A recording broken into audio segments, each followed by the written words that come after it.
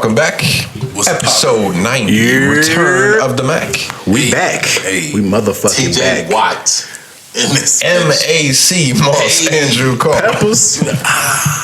Peppers. So what's good? What's good? Nothing, man. Nothing. Just back again with the fellas. 2 straight weeks, is it, that you got new Kodak music?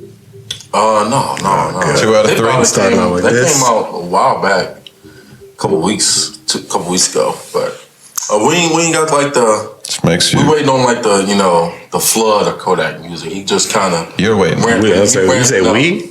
The streets, man. The streets. We in the streets. That's what we waiting on. No, Dirk, the voice of the streets. You know that. At Chicago. No, the voice. Ain't nobody saying that down in Florida. Anyway, No, I had a little bullshit this week. What a little bit happened? of Tell us. bullshit. Talk to us. Well, I know I told you I had my little toothache the last couple of weeks, so I got 2 teeth that are cracked in my bottom right. Oh, wow. So I had to go see the oral surgeon today. Well, not today, the other day. Motherfucker went there thinking it was about to go down.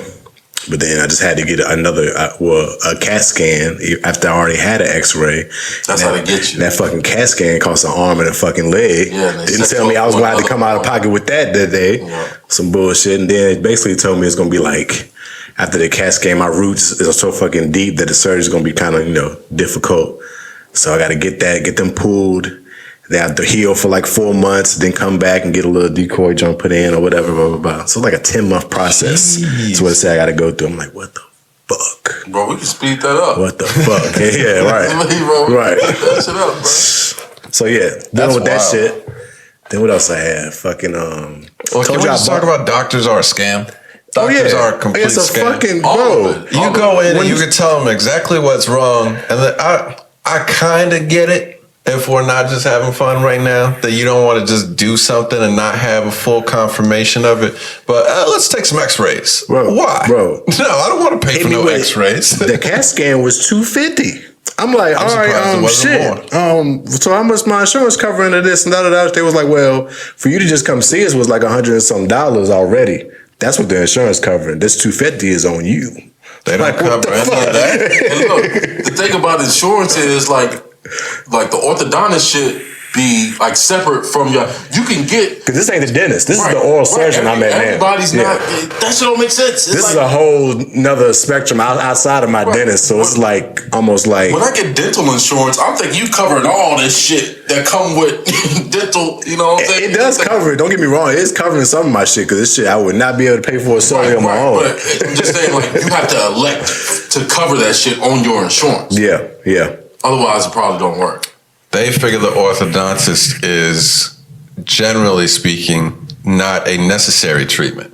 Probably. We're okay with you having crooked ass Right, teeth. right. We're only here to help Right. you when That's there is it. a tooth that is Yeah, and this giving place real I went, problems. basically like a cosmetic surgery type of. They do all type of shit. I seen the picture when I came in, how they could remove your double chin with some type of shots and some type of shit they do. I'm like, How much did that oh, cost? this like a cosmetic surgeon's type place. This shit about to be expensive.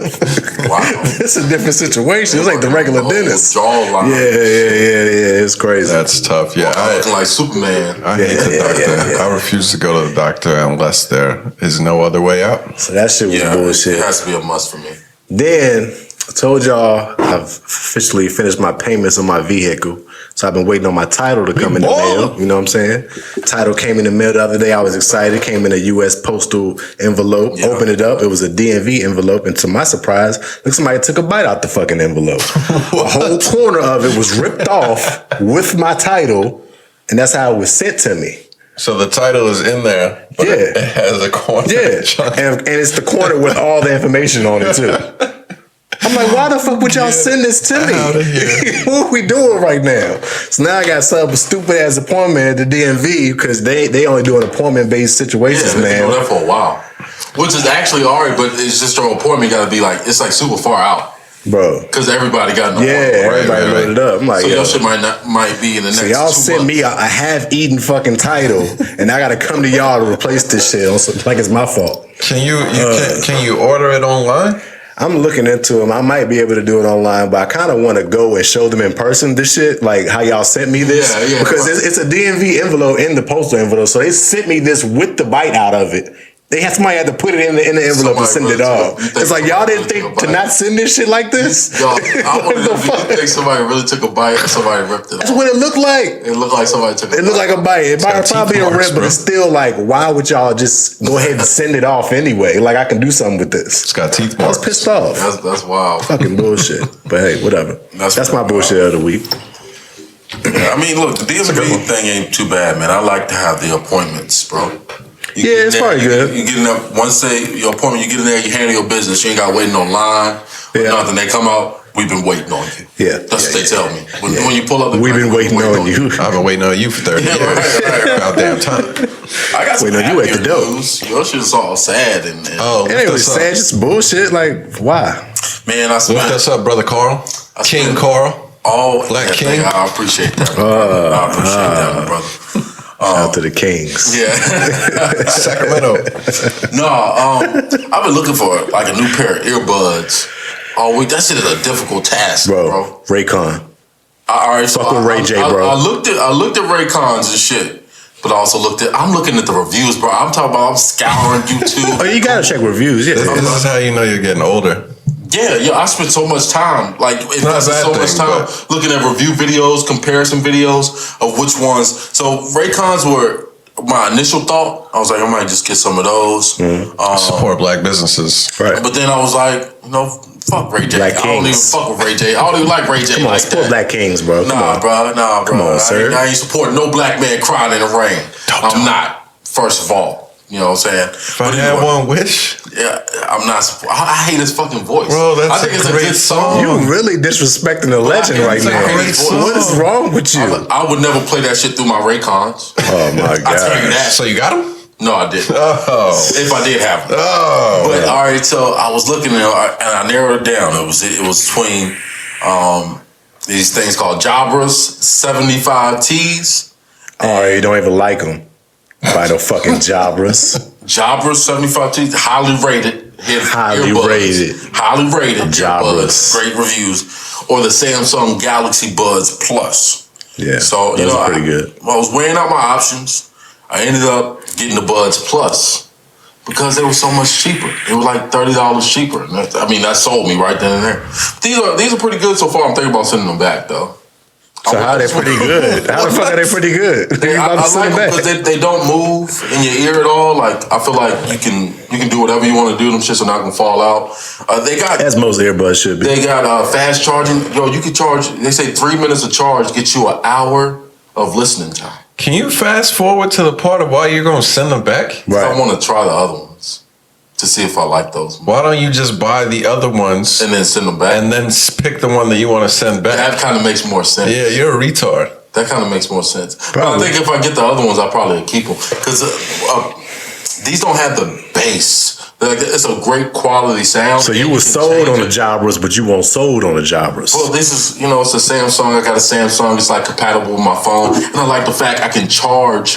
I mean, the thing about Samsung, they're compatible with everything. Yeah, no doubt. But so that was a question I did have. I can charge these motherfuckers on my phone. That's another level. You know what I'm saying? So that was the one thing I'm like, that's crucial. I mean, I might not do all of that because I these work just fine. Seems like a lot of extra work. Yeah. I want to try the other ones. Though. It's almost like one of those moments when you have to drive a stick. Like you never know, you might be in a predicament where you're not with a charger and you need your headphones.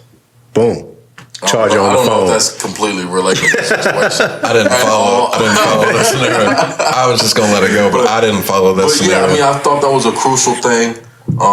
But that's a cool feature. Yeah, I think I like these so far. Maybe I'll keep them for a week or so. Like a good bass in the Apple headphones, just so you know. AirPods I think are the best, but they're just not compatible with everything. Do they work with your phone? That was a legitimate question I had. AirPods? Mm-hmm. They're not compatible with other phones, are they? I don't know. That's my question. They're only compatible with iPhones, I believe. It makes sense. iPhone only makes the shit just for them. Yeah, that makes sense. That's their whole regime. You use any other headphones with an iPhone. It's just, I don't know, it's weird shit. Gotcha. Yeah, that was my adventure for the week, man. Shopping for fucking earbuds. That shit it takes forever because I'm asking people, like, which ones do you use? And they're throwing shit out there, and I'm like, nah, I'm not gonna get that shit. But I'm like, thanks for your input. But this picture of you like at the grocery store, just walking through, get check out, and like, hey, question for you. No, ask Where'd you get those earbuds? What kind of earbuds do you use? Asking people I know. Asking people I know. Okay, that's another one for the Galaxy. Yeah.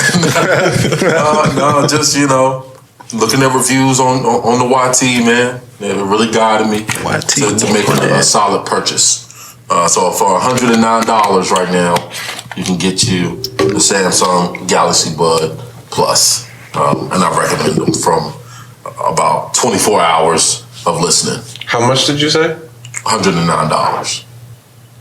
I didn't think it was bad. It's not bad. Not terrible. I can't do it. I'm just cheap as fuck. AirPods are like $200. I got corded. For the pros, I know at least. I think the Raycons would cost me like $70. They $79. They $80. I don't need earbuds. I know the price of all the motherfuckers. I caught them on now. sale. It had a sale one week, so let me snatch these up. It's a good call. I didn't have anything go on this week that was worth mentioning.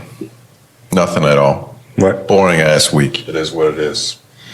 What are we getting into first? Y'all got all the topics. I didn't even really come prepared with anything today. The boy is back. The boy is back. We're going straight to the music, huh? Fuck it. The boy is Drizzy fucking back. Drake. Dropped a 3-pack on our head top. 3 songs. I mean, who's Scary hours. He hadn't put anything out in a little bit. I don't think he left. He hadn't dropped shit since like last spring. I mean, I guess the laugh now, cry later, or whatever. That was like in the summer, I guess. He dropped one song. Yeah, I mean, but it's a smash. Oh, he ain't like he disappeared. I mean, he kind of Kendrick did. Lamar's. I mean, we've been anticipating the album, The Certified Lover Boy. So then he guess, and then he pushed it back. So I guess he hit his little 3-pack right now. We know Drake coming eventually. You know what I'm saying? That's one thing you know. Drake gonna drop something. Fair enough. I don't think it was meant to be a bad thing, but we did find him. We did get new music. Right. 3 new shit. songs. What's Next? Wants and Needs featuring Lil Baby and Lemon Pepper Freestyle featuring The Boss. Drake is incapable of not making slaps. I mean, yeah, he makes some great songs. I like 3 for 3, in your opinion? 3 for 3. I say 2 for 3, but Ooh, I like the other one. It's decent. You don't but like it's the just What's something I Next? wouldn't necessarily.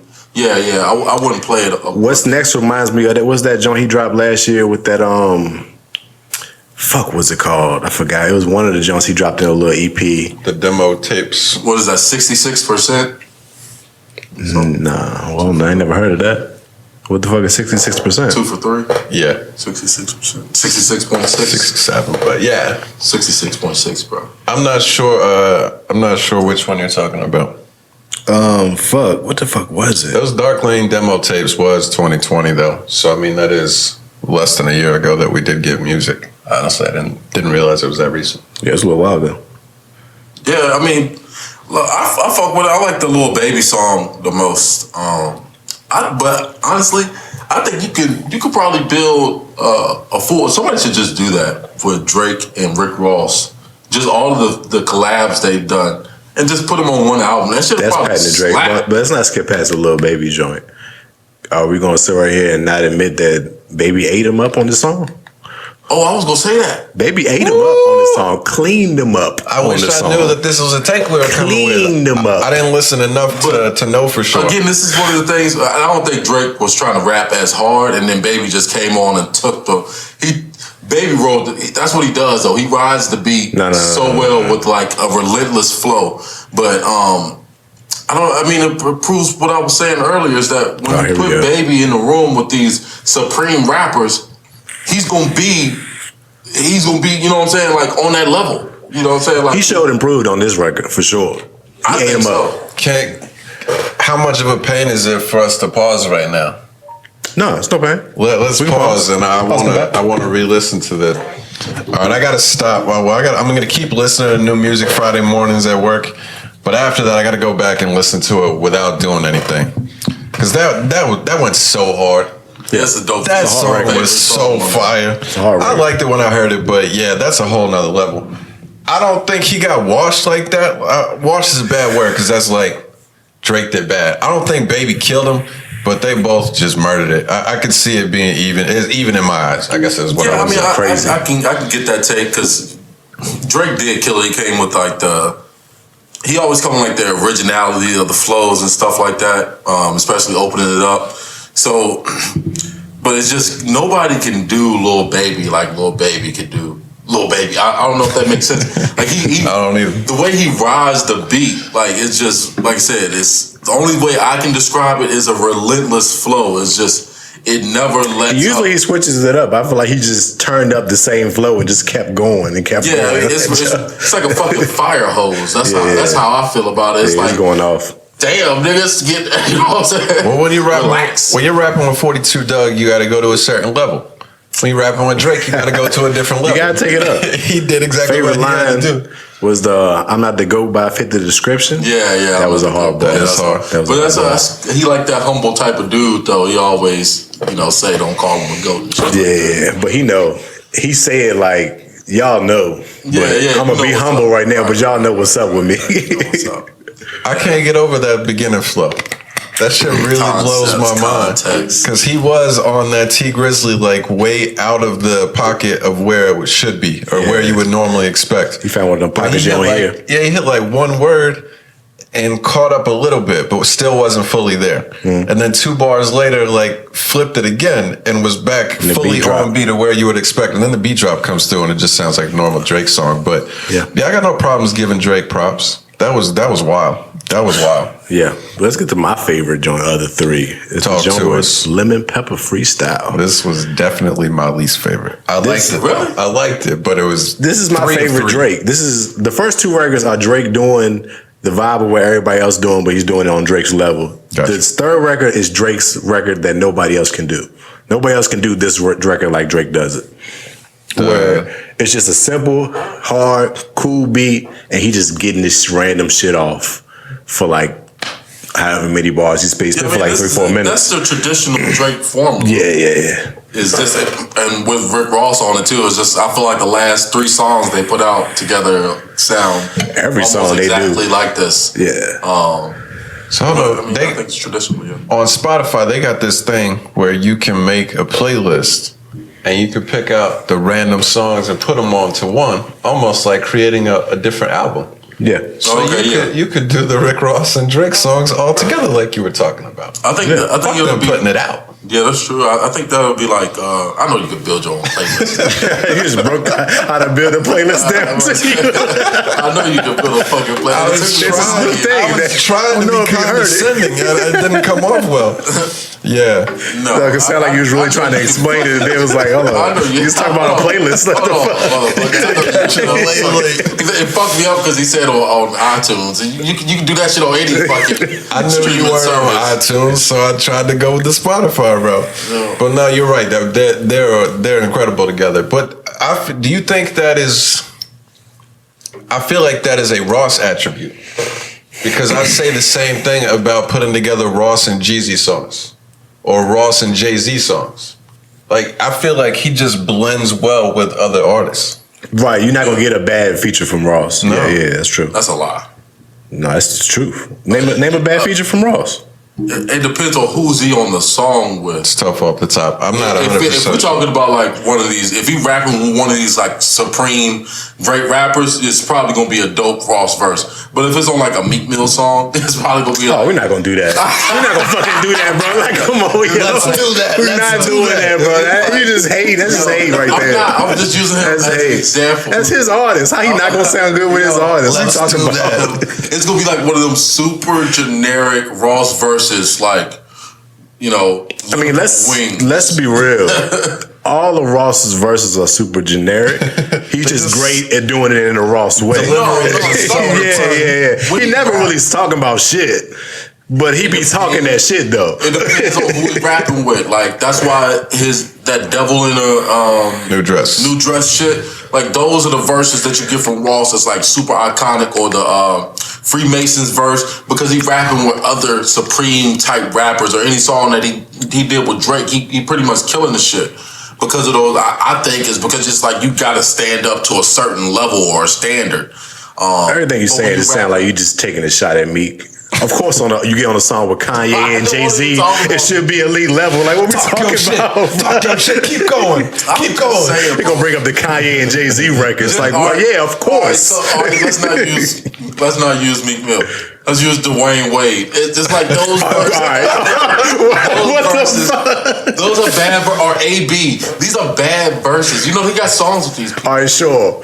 Guys that are not rappers is not gonna sound good. Relax. That's a great rapper. I'm comparing that to a verse that he will put on the Meek Mill The song. comparison is flawed. That's a flawed comparison, but give me a hot Rick Ross verse on a Meek Mill song. I'm a boss. Go. I'm a boss. Meek's first big record. Man, I'm sure that shit is super generic. I can't. Ross's verses are generic. I'm sure. I don't know what he's saying though, but I'm sure it is. They're all the same.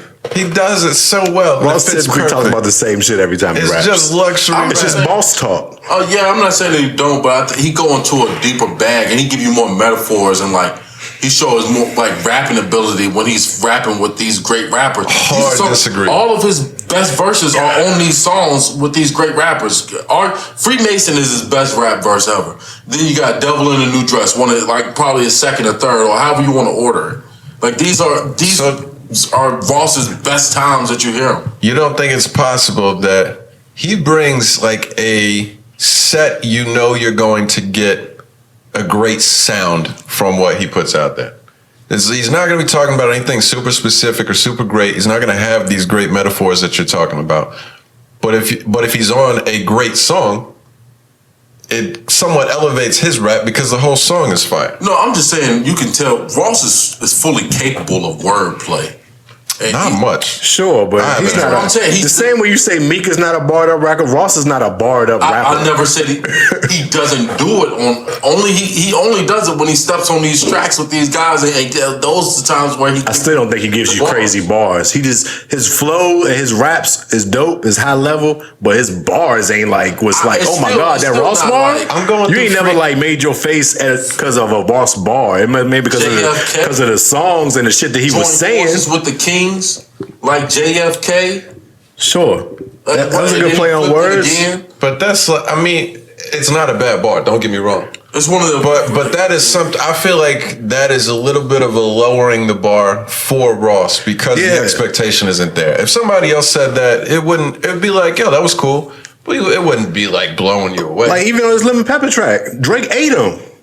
Even though he went for like 4-5 minutes rapping, but so you're supposed to eat him, but he ate Ross on that. Ross sounded good on it because it's a good beat for Ross to get on. And it sounds good because Ross. Drake is. But Ross ain't spit better than Drake on that record. I never said that. That's what I'm saying. But I never said that. Drake always has the best verse on a Ross and Drake record. Besides that little baby one. But I'm just saying. All I'm saying is that Ross raises his standard to another level when he's rapping with these other people. That's all. That's the only thing I'm saying, and I think that's the proof is in the pudding. There, those are some of the best Ross verses that you're gonna get. That's it. I think you're probably right, but I don't think it's that big of a difference. I think that's the case for anybody. If you know you're gonna be on a song with Jay, Drake, any of the greats, Kanye. You know you're going to put out. You're going to put in some extra effort. That's what I'm saying. Like those are his best verses. That's the only thing I'm saying. I don't think that's really like. You can debate that. I'll go with it. You can, but it's just like, why? I think we stem from the original argument, but sure, I agree with that. Yeah, he's the best when he's with the best. Argument. The original argument, you said Ross doesn't sound good on everybody's feature, and I said he does. he has that was the original argument. I mean, I guess it does sound good to me. We got to a medium. Yeah, we got to it. We here. We got to a point. Let's move on. Fuck it. Fuck you. I want to get to a medium. I got a pet peeve of long songs for no reason. I have no explanation for it. That is something that I feel towards any music. You've adapted to the times. We need that short shit now.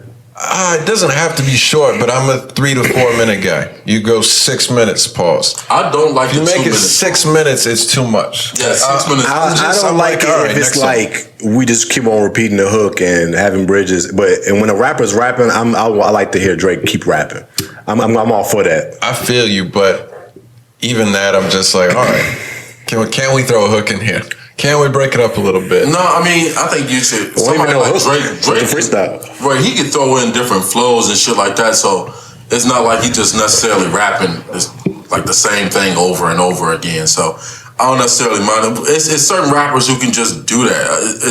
there's certain guys that you'll want to hear just a 3-minute song of them just flowing the whole time, but it's only a handful. He was getting his shit off. I like we getting a little bit of older Drake. He getting his dad flex bars off. Y'all hear them shits? I heard a few. I don't remember them, but I forgot what he said about the crib looks bigger in my son's eyes or something like that. Is he literally No, he's talking about going to the parent-teacher conference and the teachers, looking at me all googly-eyed. He was saying some shit like that.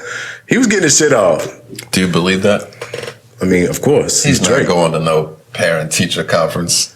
I mean, I don't know. I'm not going to say you're not. Yeah, right. It's a pandemic.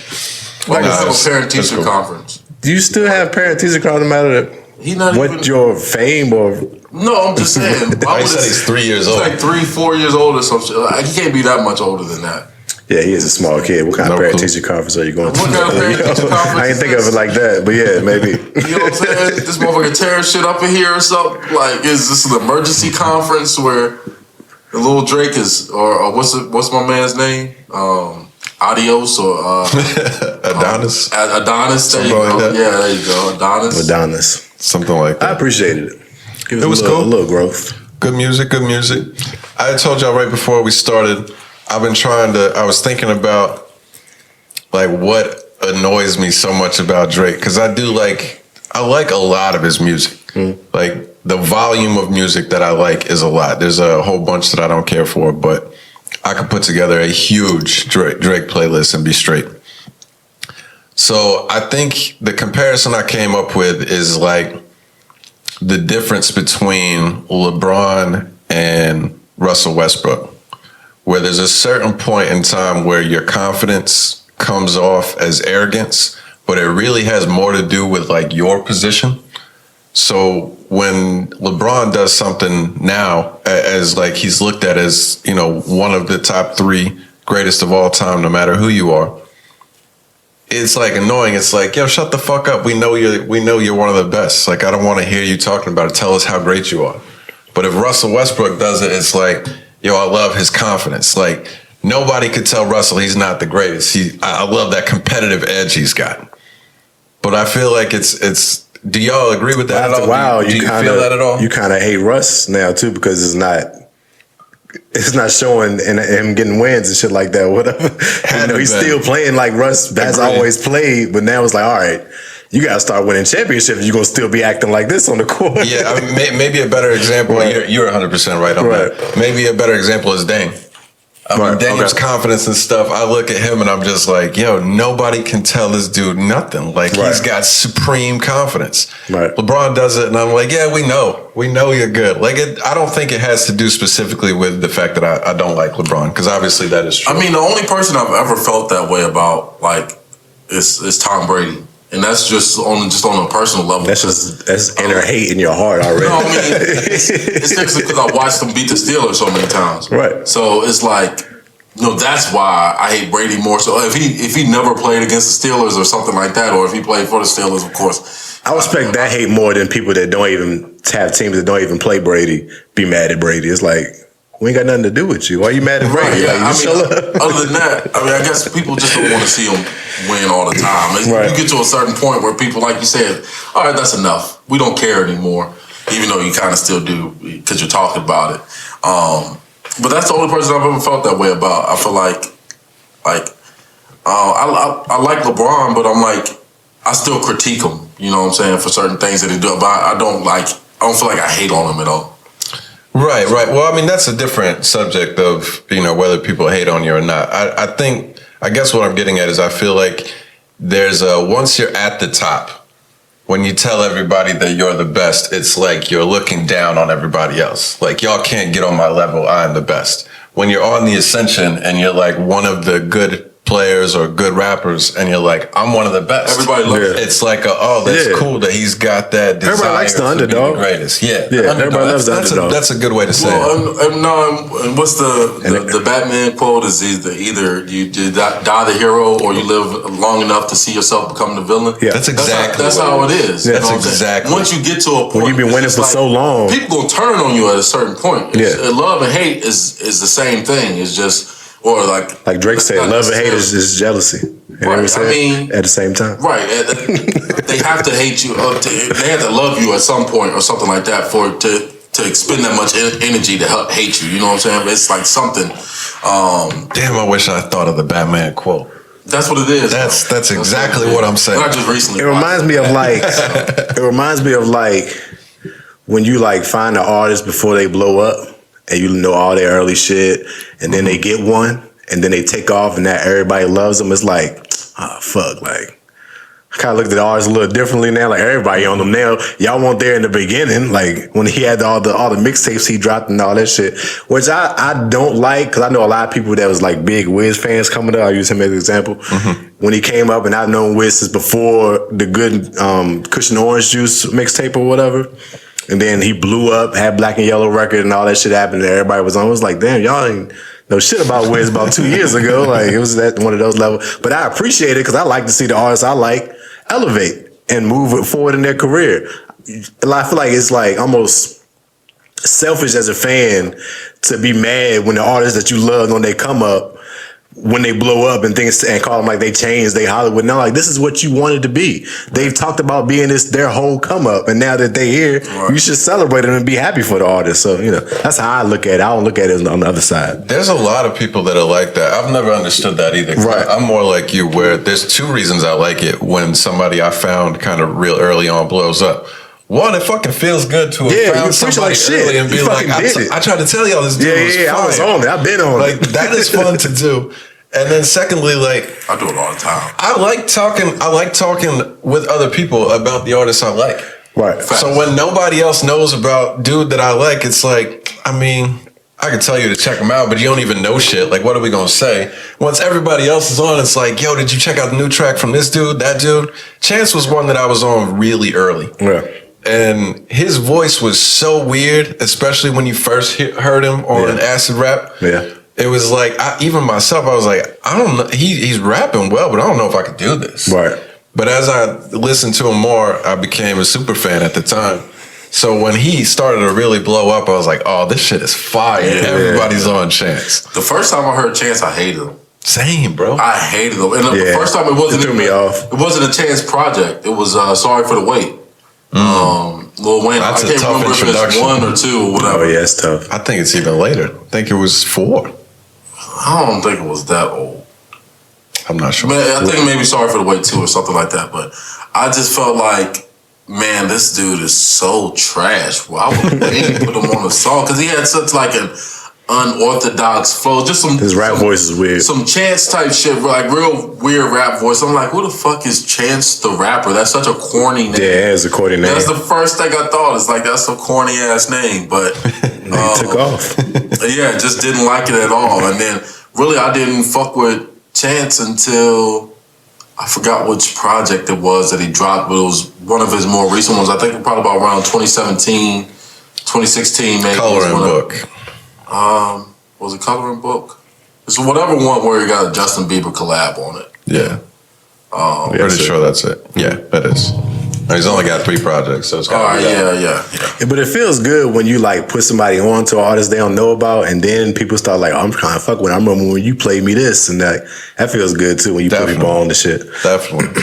And also opposite though, when you try to put somebody on and don't fuck with that shit at all. Yeah. Like, oh well, fuck it then. It's annoying as hell. Like, what is wrong with you? Right. I know this is fire. You're stupid. But then they get on it a little later because it's gonna be some undeniable shit they put out where it's like, if you hate that, you just hating. Like, isn't it weird how music like it takes like, I don't know, different times for people to connect with different things. Yeah. Like it's something that you could play right now and instantly I might love that shit, but it might take Andrew 3 months later to hear it at random. Yeah. When nobody like force it upon you. Yeah. And then you'll be like, I like this shit. So maybe it's more about that than like, I guess, people are more receptive to just like hearing things on their, or discovering things on their own versus somebody else saying, hey, you gotta listen to this. I think that's definitely, it plays a part. It's gotta be. At least for certain people. It's gotta be. I'm a big mood person. Yeah. Where I couldn't even tell you why I didn't like something at one point and later on did. Right. I mean, Rod Wave is the easiest example, most recent that I have. There's no reason at all that I listened quite a bit and was like, it's whatever. one day I was like, this is the greatest shit I ever heard. No, I couldn't explain to anybody why that change happened, Right. but it did. There is like some psychological shit I've read about before where something that's like really different than what you're used to, your brain kind of initially is like, yeah, what is this? Like it kind of has a negative initial reaction, but as you get used to it, it kind of changes and you start to accept it different. Hey Ya, Outkast was one of the examples that I had read in this article about that it was like, it was so different than everything else that was on the radio that it initially did not chart well or didn't do well. And then as it started to get into, they kept it in rotation longer than usual. And after a certain point in time, you know, I mean, that ended up being like one of the most radio played songs ever, it seems like. Right. Just your brain gets adjusted to it. It's kind of weird, but it's kind of, I think it's a little different. It's like radio just forcing it upon you a little bit. That's when radio still had that thing where they could just keep playing a song over and over every day and make you like it. Yeah. I mean, but it's not as relevant as it used to be. Yeah, to where they can make you like you had no choice but to hear the song at one point. Because you have other avenues of listening to music and stuff like that. But a lot of people still listen to radio. You could probably say TikTok is the new radio now because they force songs on me.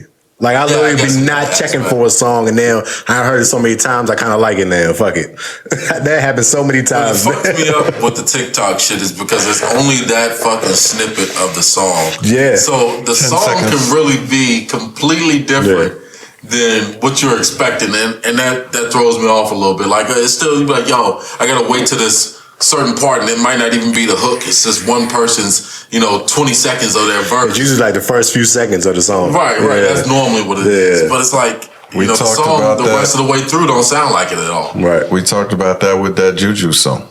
Yeah, right. It's completely different. He said Corvette. You heard Corvette friggin' a million times the last 6 months. He said one time though in the song. Yeah, that's right. Yeah, it's not even the name of the song. It's not the name called of the fucking song. Adderall. Yeah, no idea. Like you said, he had to put it in the title just so people could find it. Hey, whatever you make, whatever you do to make your shit go, I guess. I mean, the other song is hard. What's the shit? The beatbox. Yeah, that's tight. Didn't Kevin Gates have one? The Big Gangsta shit. I've been listening to that song a lot. Not on TikTok. I don't know. Bitch, I'm a big gangster. I ain't seen that. Turn around with the phone. I'm sure everybody's trying to have them one at this point. Y'all know what that song is? I don't. Not off the top. No. Oh yeah, it sounds familiar, but yeah. Kevin Gates, Big Gangster. That's just fucking hard. It's like it's been out for like a year at least. I think I heard it. Yeah, it's a great song. But I'm pretty sure it's in that TikTok circle, right, somewhere. But yeah. Right. What other new music? Melly, Kodak. They killed that. Thugged Up. Young, what is it? Young New Niggas or what? I have no idea what this stands for. YNW. Young New. I don't know what Young New World. There we go. Young Nigga World maybe or Young New. It's World. always a nigga in it. One or the other. It's Young New World or Young Nigga World. Young Rich Niggas. Sniper Gang collab. It was dope. I think it's definitely fitting for them to have the Trick Daddy. The sample was so fire. And then Melly he just sounds so good. I mean, I really like Melly's voice a lot. I think it just really sounds good. Like he got a lot of pain and shit in his voice, and that's why I fuck with a lot of it. Just that Florida type shit too. I fuck with all that. We know a lot of Florida artists rap. We fucking know. Wave. They just getting a different kind of bag. I know Rod Wave was from Florida. Yeah, he from Florida. Florida. I mean, that's different. So they have you on the scene. I might have asked you this already. I can't remember, but do you get annoyed with Kodak being not the best part of the song over and over and over? I mean, I feel like to me, that's my favorite part. But I mean, I like this part. I like this verse a lot better than I usually do. But Melly is the one for me. I mean, he's the one that I like more. It's his song. He set it off. You know what I'm saying? And he do the hook. It's well done. Trick Daddy, Kodak's daddy.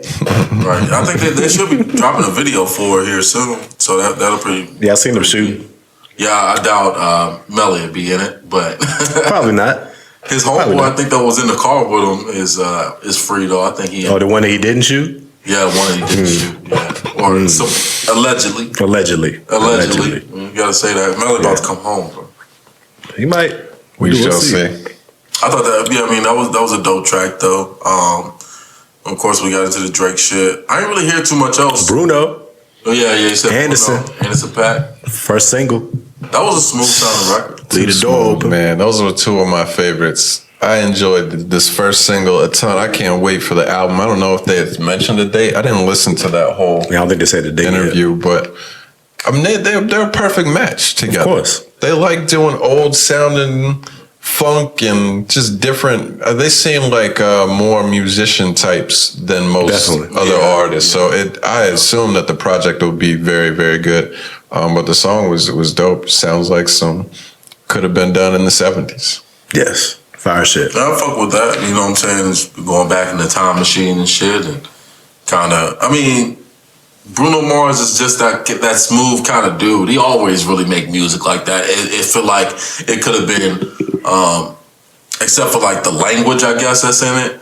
It could have been in any time period. That's what like his music kind of sounds like, almost like that Childish Gambino song. I always Redbone. Yeah, I always think that song. Like That the first time I heard it, I felt like I knew that song all my life. Yes. Like, I mean, you that's do, the though. first time. I mean, that is a remake, though, right? It's definitely a sample. Yeah. I can't remember. That's a song. But the whole, like, even the way he did his voice and stuff. Right. in the It song, sounds like it was made. Yeah. It sounds straight out of So I mean, those kind of artists, you know, they take you back, and those are the songs that play on the radio that you fuck with. You know, I love the funk, man. I love 70s music, so I'm a sucker for that every single time. You remember when he wasn't cool though? Like when he first came out? The Childish. Him too, Bruno but Mars? Bruno was like so pop. I mean, he still is very pop, but I don't think he was like somebody he's that you immersing would himself in the expect. culture a little bit more. Yeah. I feel like the Yeah, first it's a time I remake heard of him Bootsy was Collins. with I'd rather be with you. I'd rather be with you. Ooh. Yeah, that's that beat and everything. Yeah, for sure. I get that, but he flipped it. But to You know? replicate it, He made it a different song, and it sounds like I didn't know it he was didn't him. flip it and make it right. You'll never know. The voice, I was like, It's hard to even know it's a Childish can't man. be- Exactly. Right. It's hard to even That high guess voice. that. You know what I'm saying? So like this shit came out of this Cordy looking. He definitely dude, killed the it. actor, Yeah. the actor. He's a talented dude. He really Right. is. Can't wait for that Atlanta to drop. That shit fucked me up completely because I'm like, man, I felt like I heard this song when I was 4 years old. Yeah. You know what I'm saying? For the first time, this exact song. So I don't know. I mean, this is Bootsy Collins, but yeah, sure. It's not the same. We bro. get it, Moss. I mean, We it get is, it. though. I'm like, But it's not. He wouldn't. I mean, it's the same beat, same tempo, same melody. It's the same song. He just put different words on it. I don't. It's like a remake, but yeah, I get it.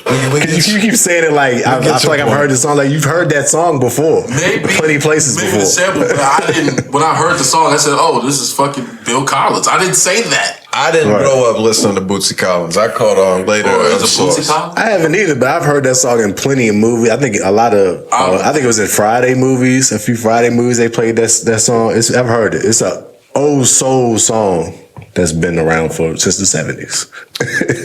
Any other music? Well, now I ain't got nothing else. I don't think. Nothing to actually talk about, but I found this C.S. Armstrong and J Rock. Check that out. That C.S. Armstrong has the same type of Anderson .Paak funky bass line, old sounding voice. Good single. Yeah. Oh boy, it's telling Coffee Black Swag on there. It was very similar. Yeah, that's probably why I like it so much. Man, you ain't it was a about to good hate, vibe, bro. though. You ain't about to hate on your boy T Grizzly dropped a new song with Jack Boy as well. You know, that's a dope record that should check out. It was cool. There I you heard go. it when you put it in the chat. It's a good song. I thought it was fire. Again, it was better than I expected. T Grizzly sucks though. I don't think he sucks. I just think Gotcha. he got. I think he's adapted a little bit too. He's switched up his rap style song. You should really listen to the album that he did with Timbaland. I did. That's a good one. It's It was pretty like that good.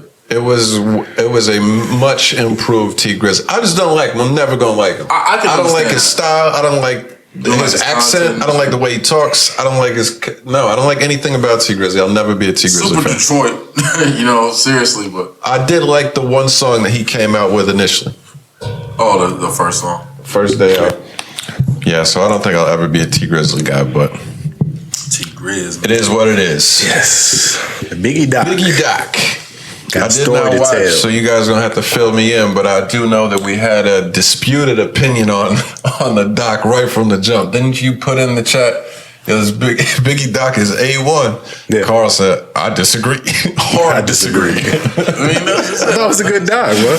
I thought it was a different doc than we've seen out of all the Biggie or Tupac docs that came out. It gave a different perspective to things. Can you elaborate on that? Because that was my initial reason why I didn't rush to watch it. It's because Biggie's one of my Y'all be the same all-time age. favorites. But I was just like, I'll probably check it at some point. But what is there going to be in there that we haven't heard 100 times? They went in depth about his childhood a lot. They had a lot of behind the scenes footage from his man D-Rock from when they was on tour, and a lot of shit a lot of film that we had never seen. Where he obviously had the camera running the whole time they was on tours and shit.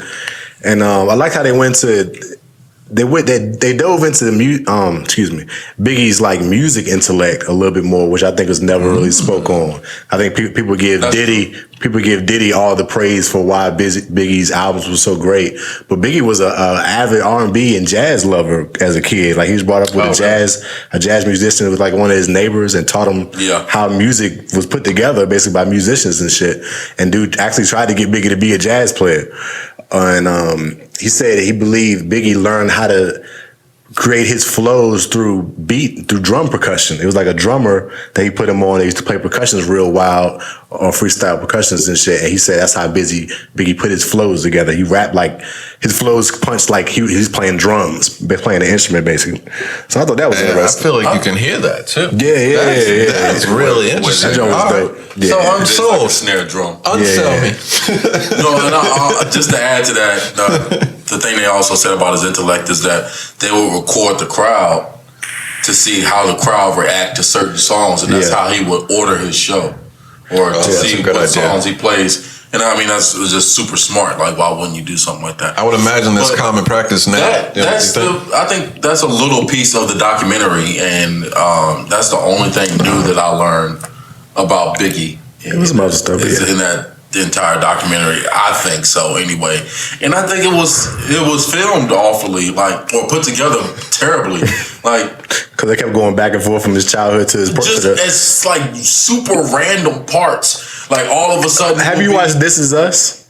The show This Is Us? Yeah, that's a TV show. But let me explain. I feel like they do it like that because in that show they always go back to the childhood, to the present, and show how the childhood affected his, I guess, his last years of living. They didn't set it up that way. That's how I was looking at it. You probably just wasn't following that well, but that's what they was doing. All of a sudden, they'd be talking about some shit, like he'd be on stage performing, and then boom, it's a flashback to when he was a child. Yeah, and they were related to how he was taught about music and how he went back home to Jamaica and and how he used to bring that influence back home to the streets he was from.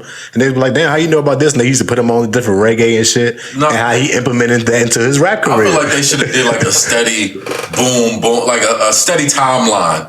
And then I would have followed the documentary a lot better. To jump from 1993 all the way and just consistently keep doing it. All of a sudden they jump back. It was almost at the end of the documentary or halfway through it, and they jump back talking about it. His mom when she was young. I'm like, we were I don't think they did it in that order, but yeah, sure. We were halfway through his career at this point, and now y'all want to jump back. I mean, he's only alive for 25 years. Yeah, I'm just saying. It's just I didn't like the way that they kept jumping around the documentary. It wasn't cohesive to me that way. I'm curious to see it now because I think when done well, that can be like a pretty cool way of doing a doc. Right. That was a problem that I had though when the Jordan doc was going out. It goes back and forth. There was no at certain points there was no telling where we're at. You were at. I didn't feel like they labeled that well. Obviously, that doc was incredible, but I do remember having that problem with the Jordan one. And then, bro, they had Biggie's mom on there looking crazy, bro. You see her with the wig on, bro, the lopsided wig, bro. Ain't nobody tell her wig was look like a cat on laying on her head. I mean, I wasn't even thinking of it in that way, but sure. Raccoon hats. It looks like one of them raccoon hats a motherfucker wear, like when they get drunk, so the raccoon hat is kind of on the side of the shit. I ain't about to kill Biggie mom. Bro, that shit look they killed her on the dock, bro. Should have used Angela Bassett again. Bro, if I could show y'all, seriously though, if I could show y'all this picture, if y'all could show y'all this picture of what it looks like a dead animal laying on top. All right, God, dog. Yo, She an old lady, man. Let her live. no, bro, you would be like, why they do Biggie's more like this in this documentary? Somebody should have dressed her up and got her right. Like, why she looks drunk or something. She looked like she got hit upside the head and just was like, okay. It wasn't all that crazy, but Bro, I thought it was a good doc. Bro, I gotta show you this picture. You I like, thought it was a no, good. ain't no way. They let her get on camera like this. All right. I'm just saying, that was my biggest. It was a good that's doc. what ruined it for me. Show me later. Yeah, you're really stuck on this right now. Obviously, you won't pay attention to shit in the doc. You worry about her fucking wig on the show. It was so bad. I see why you couldn't keep up. You weren't really paying attention. Showing like really important information. And he's just talking to Shannon like, yo, but look at that shit. That's what that shows me. You must have been just like doing something else while it was on or something. My girl said that too. Like, why they let her get on TV like that? That is the ultimate disrespect. If Biggie could roll over in his coffin, he would. All right. If he could, he would. I thought it was good. So, what else we got? Well, I guess playing off that, they talked a lot about how the streets were incorporated in hip hop and how hip hop came from the streets, and that brought me to the Uncovering Hip Hop doc, where they went real deep in that. That's basically what the whole doc is about how these 4 or 5 street people helped make hip hop. Was it behind these big hip hop stars? I think one was Bimmy from Queens, Deb, who's from Queens and Atlanta. That's Walker's mama, and Haitian Jack was a dude that was from New York. Trick from Detroit, and Big U is a big Crip from California. How they was implementing a lot of different artists. I really liked how they was talking about Haitian Jack and his involvement with Tupac. And he was like really giving it up about Tupac and that shit. Like, he basically kept restating how Tupac was not gangster. Tupac took he took from all the gangsters that was around him and he implemented that into his personality that we saw. He's like, but Tupac was not from that cloth. He talked a lot of that shit, but his whole bravado, he said a lot of people would say that how he acted was how Haitian Jack was. Haitian Jack was a real street dude. He was a stick-up kid or whatever, but he was a real street dude and he was heavily involved with shit. And they also, was a rumor that Haitian Jack was the person that got him shot in that studio in New York when the first time Tupac got shot. But he denied that wasn't him. He said he knew who it was, but it wasn't him that did it. It's a deep doc. That's what Biggie said in his doc, though. He was like, yeah, they were talking about that too. He was like, Pac knew who did it, but I guess at the time he couldn't say, you know what I'm saying, or whatever, right. blah, blah, blah. So it was a real street dude. He just pinned it on me. Still can't say. Pac was a gangster. I don't care what nobody say. Pac was a gangster. And I get what you're saying, though, and I get what, like, it was an act to a certain degree, but you can fall into like some Heath Ledger type shit. He fell into it comes to a point when you're around gangsters all the time and you acting like a gangster, you gonna feel like you are. That's what he didn't grow up in the street like that. Like, he grew up poor, for sure. He grew up in the hood. But he wasn't a street nigga. Pac said it straight up, like, yo, they gave me some drugs, dude took it back from me because I didn't know what I was doing. I couldn't sell. But that's what he was reiterating. Like, he's letting people know, like, Pac had a lot of different personalities, right. And the street one that everybody used to see all the time, that was not him. Like, that was him putting on because of the people that he was around. But it is him, though. That's a part of Pac. Like, it's just like every other person that you know. Like, just because it depends on what environment they in. I know plenty of street niggas and hood niggas. You bring them into certain rooms, they gonna blend in. You know what I'm saying? It's just. You have different personalities depending on what setting that you're in. It's anybody and everybody. You know what I'm saying? Not that's necessarily. How I think it. Not necessarily. But I think that's true. I do think to an extent, at least. I do think he put on. You know what I'm saying? It was part of his brand. You know what I'm saying? It's the part of what got people to believe in him. But what really sold the shit is that he believed in the shit and like he immersed himself in it. Like he wasn't just somebody who was saying thug. Like he was portraying it and doing it on the daily. So and going off of that, they spoke a lot about how since the streets was always backing these rappers. A lot of the rappers that we've seen get killed over the years was always over some street shit that in most cases they had nothing to do with.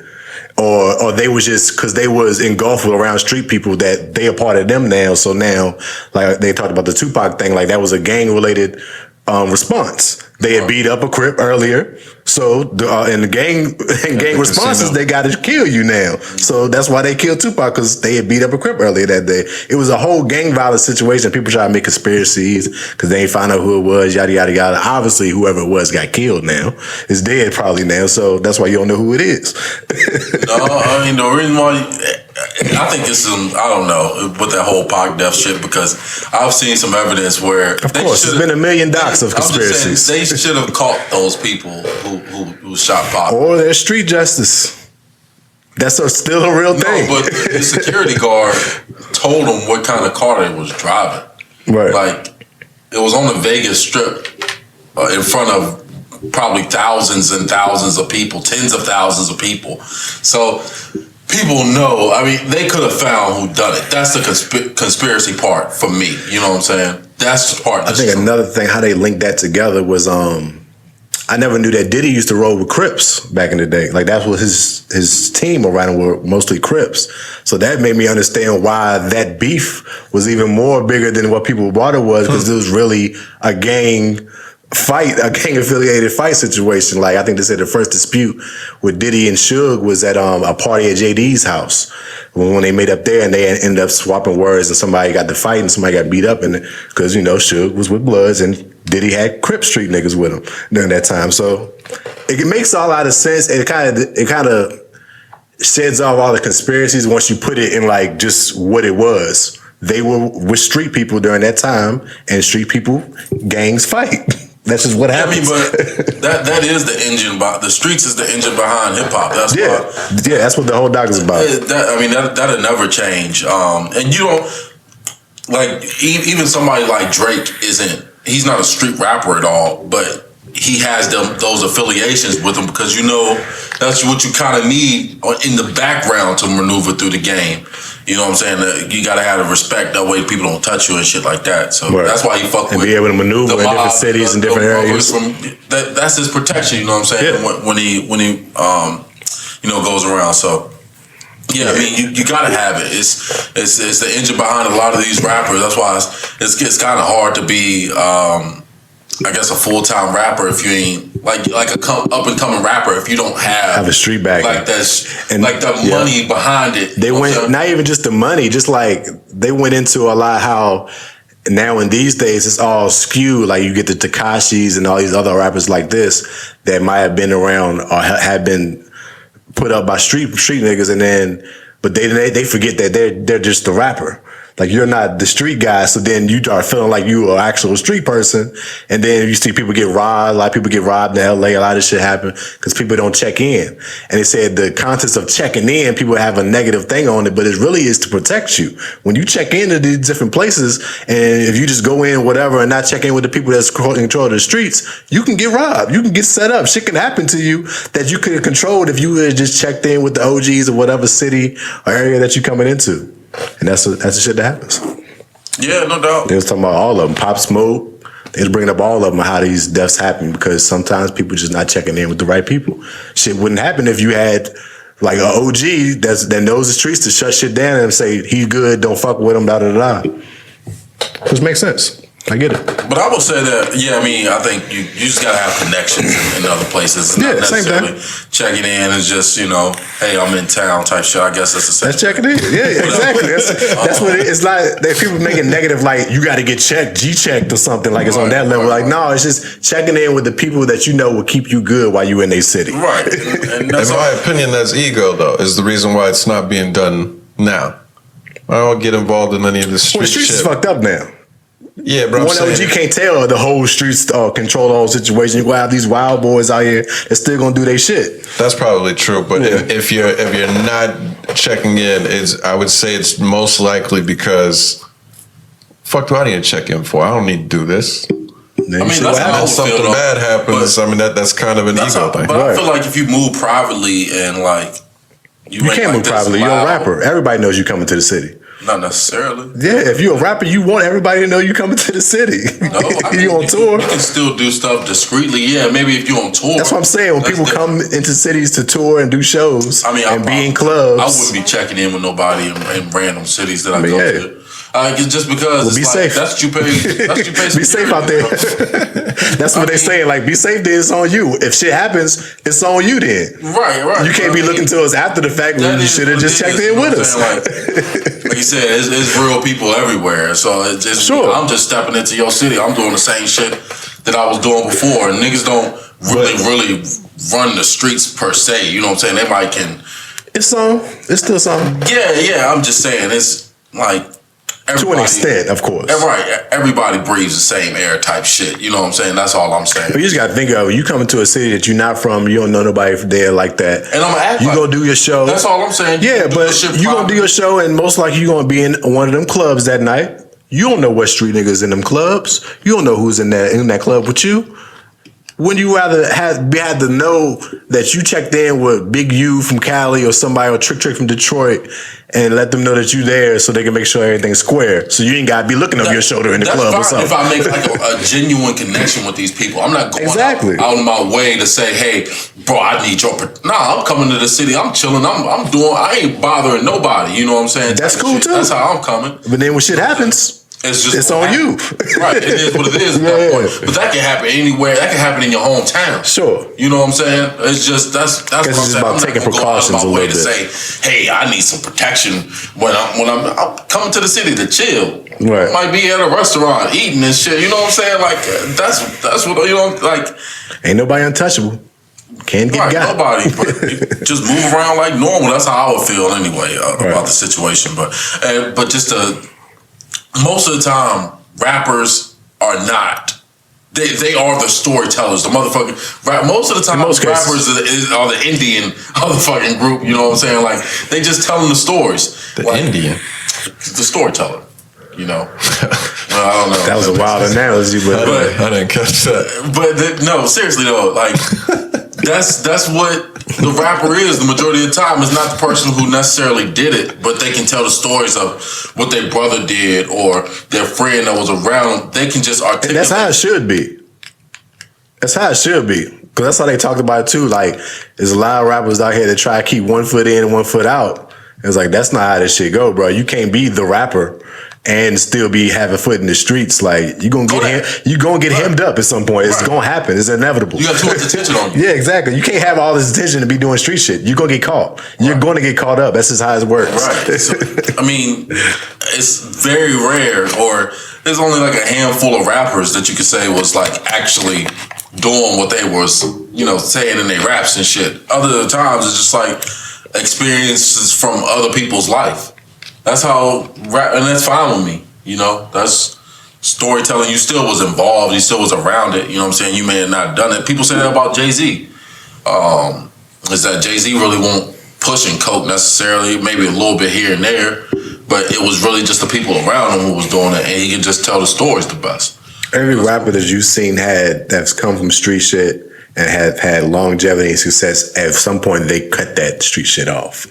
Is that whole point of that? But I'm saying is they don't. So Jay-Z probably did do some shit, but I'm sure at one point when he saw this rapping shit was taking off, he cut that shit off. He probably still talked about it, but I don't think he was in at the same time when he was. Well, I'm saying some of these rappers was never really in it to begin with. Right. That's what true I'm saying. Yeah. There's a lot of rappers that you might perceive as, but it's like, no, that's just the person that the gang put up. Like, oh, we gonna put this money behind you because you nice with this shit. Yeah. Or even somebody like Jeezy. Jeezy didn't want to be a rapper. You know what I'm saying? They just told him like the mafia, whatever the fuck, Black Mafia family, BMF. They just told him like, hey, you gonna rap. And Jeezy was like, all right. That's pretty much how it went. I think they said something about that too, about how like that's like rappers telling yourself. When rappers always come out, I'm not a rapper, I'm a street nigga, I'm not a rapper.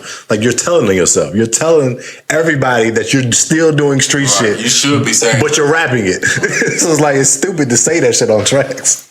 I just heard somebody say that too. But I don't think music can be really used unless you're like a specific case or you're saying like actual evidence Otherwise, you can always say like, "This is just music." Like I don't. No, think you can't now. using, like, I think we talked about that like a couple months ago. I mean, I don't think it's like a direct. I know they've used it in cases. It's like a connect the dots situation. If they have like enough reasonable evidence that they believe something is taking place this way, and they have you then saying you substantiate it, it's like, I mean, connect the dots here, boom, boom. Right. Yeah, but you can always just say it's like with Melly. No, but I'm just saying that wouldn't be admissible in court. Something like that. No, it is now though. That's what I'm. Recently, they just you can use that.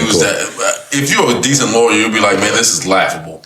If you hear something like that, you know what I'm saying? You can say that, but I think they just now made it like you can use that as evidence now. It might not be solid physical evidence, it's not great, but it can be used. That's what I'm saying. Your case is flawed if this is one of your. If that's all you got, sure. Yeah, sure. It's just, you're gonna lose.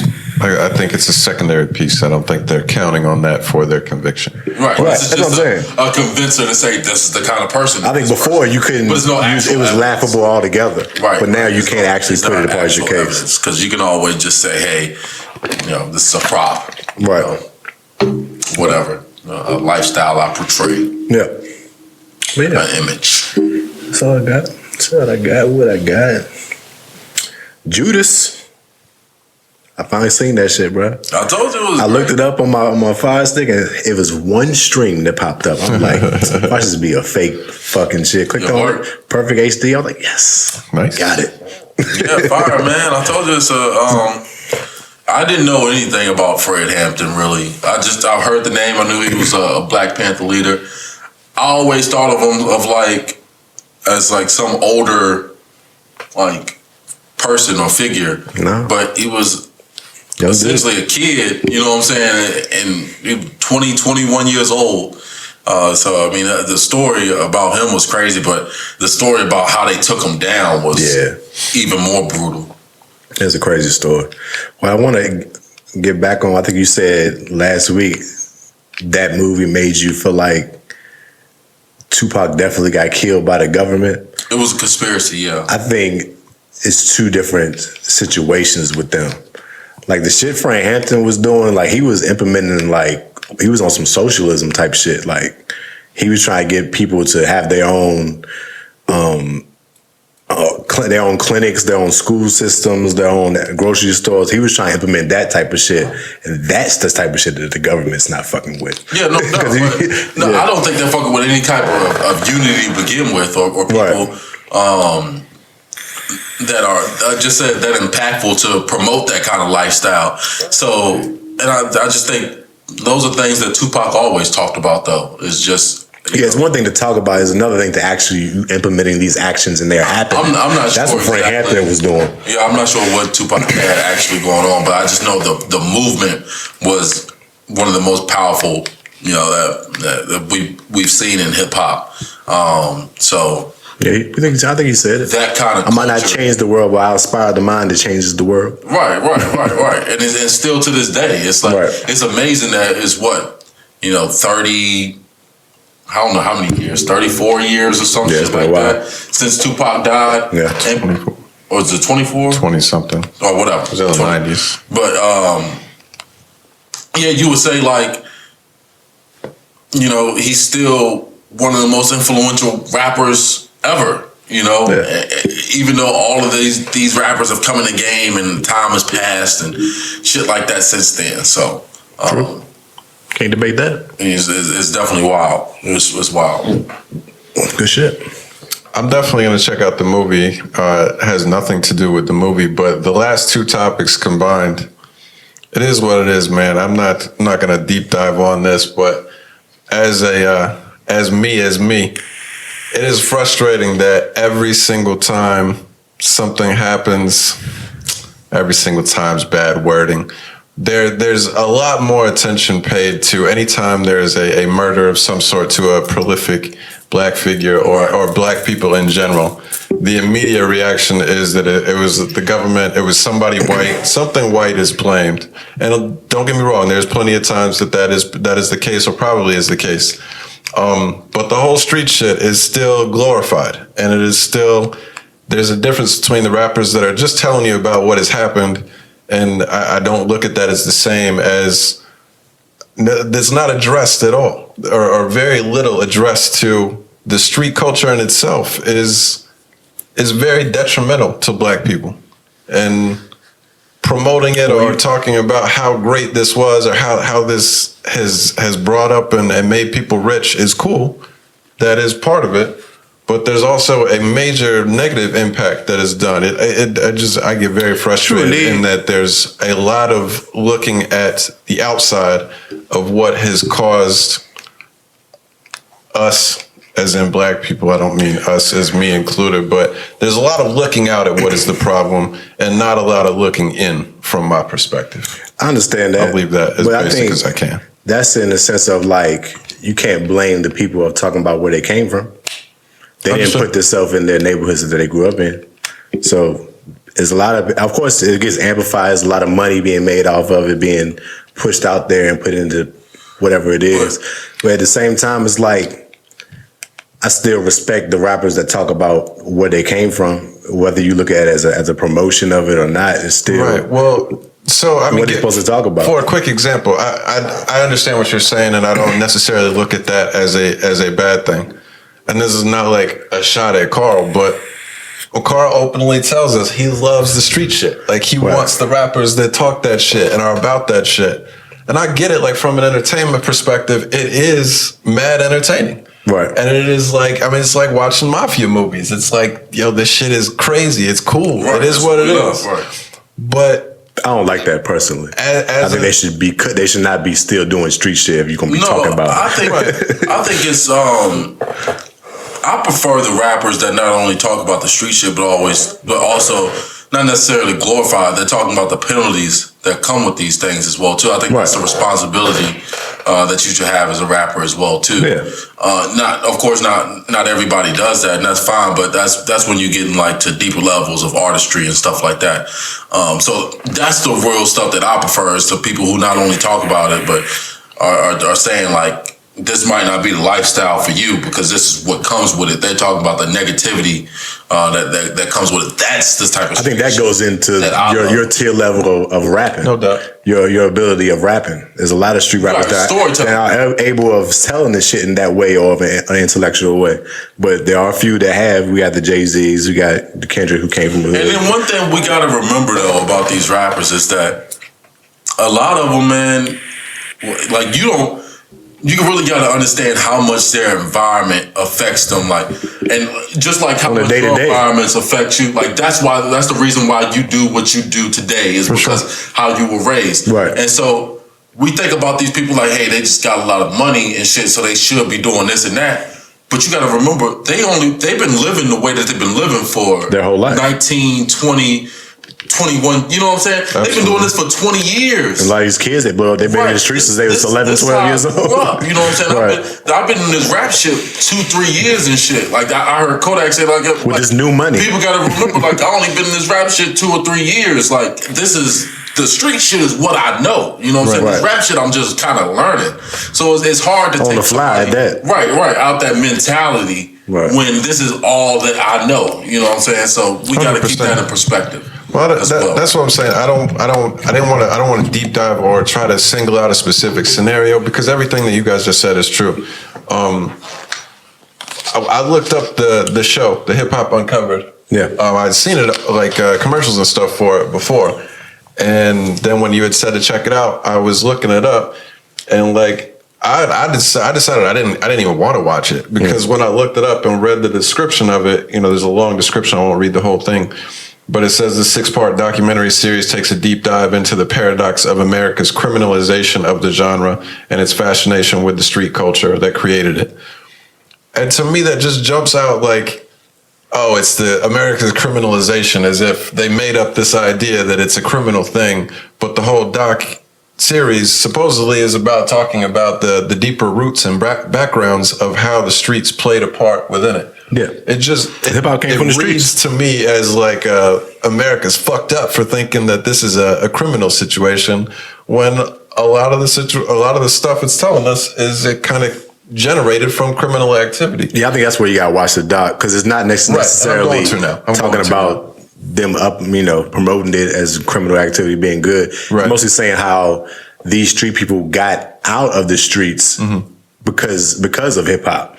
they seen it as a way out. So they would use that street money to back up this situation that would make them have legal money so they can dismiss the streets. So it wasn't like they were trying to still be involved with the streets and have a rapper that's doing well.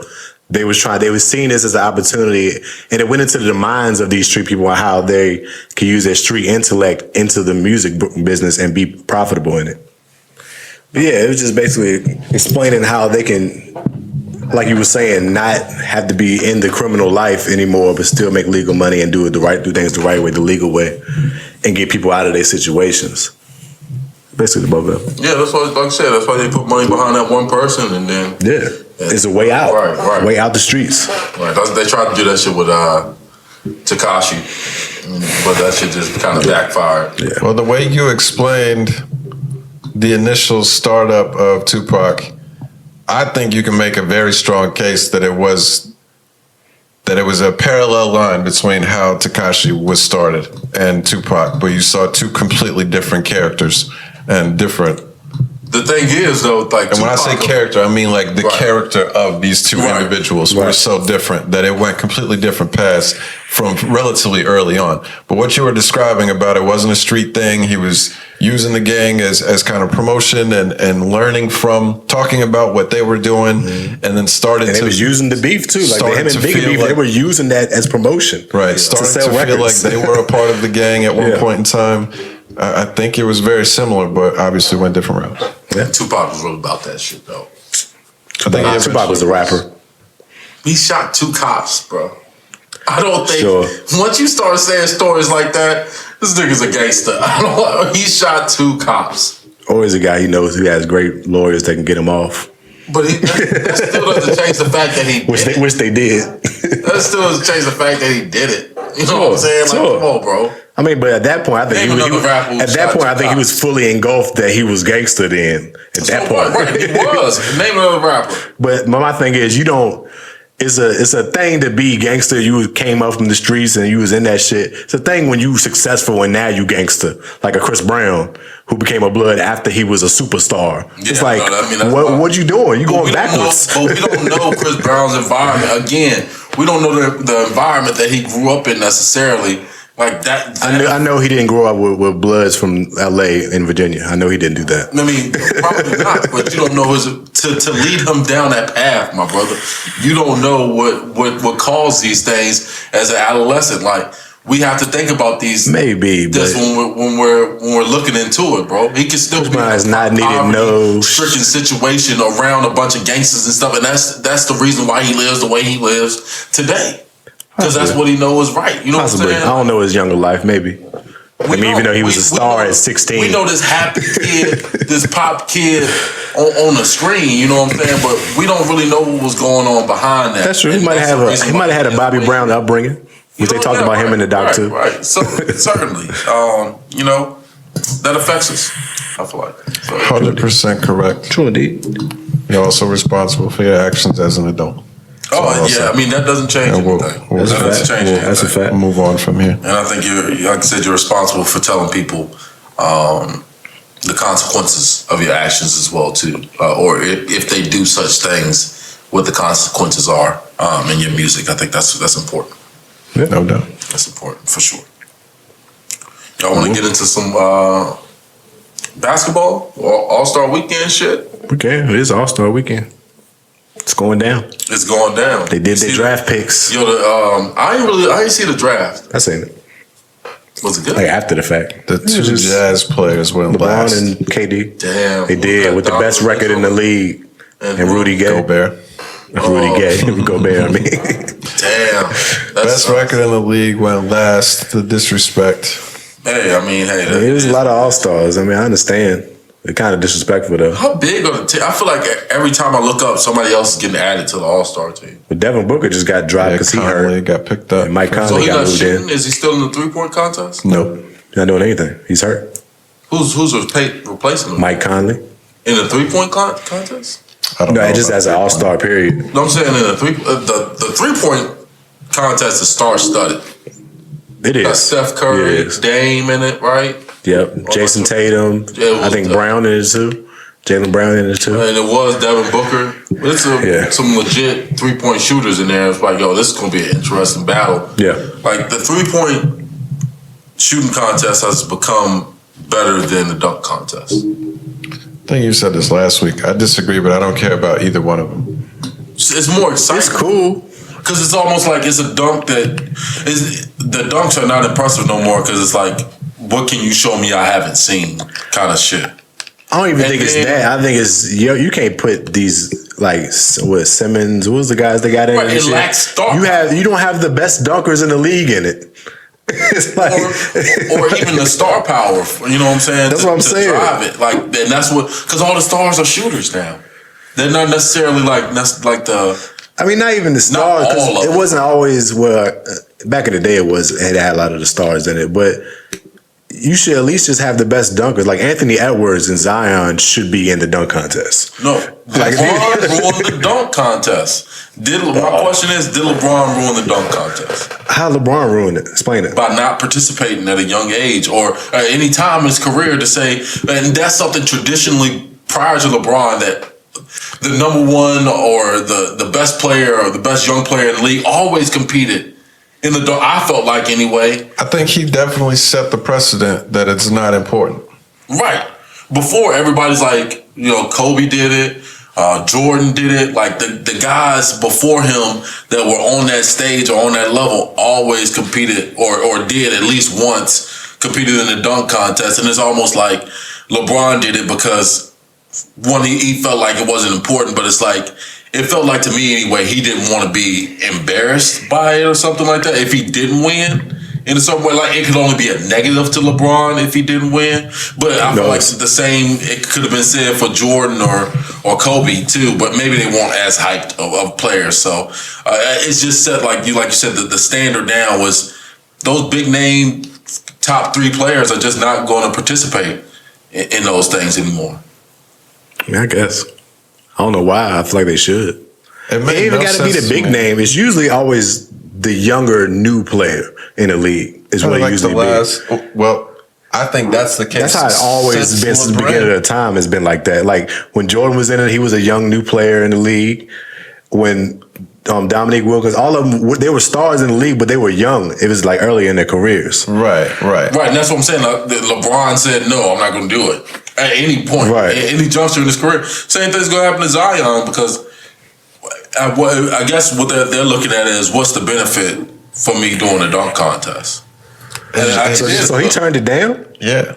Oh, damn. I'm sure if he said that he wanted to do it. I don't understand I think you're right, but I don't understand that thought process. It's not like it's this big pressure thing. If you lose, it's not like everybody's like, oh, Zion can't dunk anymore. I think that's what I think people are scared of fucking up. Well, that's pussy. It's a spotlight on you. Yeah, it's pussy. That makes it even spotlight on you. Show us what you got. But that's one of the things that, like I said, I like LeBron overall, but it's certain things I don't like about LeBron. It's the fact that he flops like a bitch, and then the fact he's never competed in a dunk contest. Like, I felt like that's a knock on his career, and it's not like it's necessarily a big thing to a lot of people, but to me it is because it's just one of them things like.